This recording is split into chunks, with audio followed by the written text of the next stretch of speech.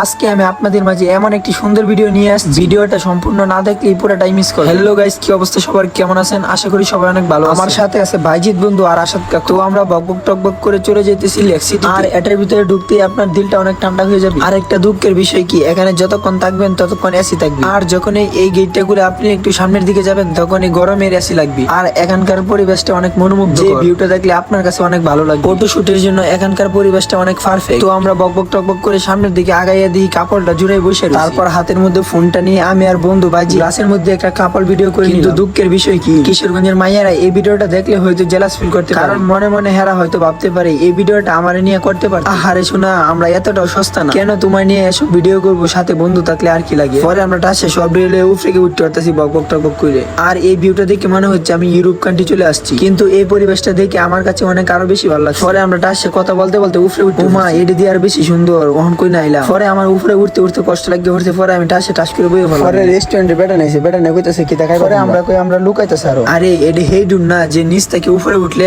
সুন্দর দেখে। এখন আমি উপর থেকে ডুন সারছি, দেখছুন তুই কত সুন্দর লেগছি। এইটা আমার মোবাইল, উপর থেকে নিচের ভিউ দেখছুন তুই কত সুন্দর লেগসিটি, সাথে আছে নরসুন্দা নদী। আর হেন্দে এক জোড়া কবুতর হেরাই জানে কি সাবুর সুবুর করতেছে। আজকের ভিডিও এই লাগাতেই যাইগে।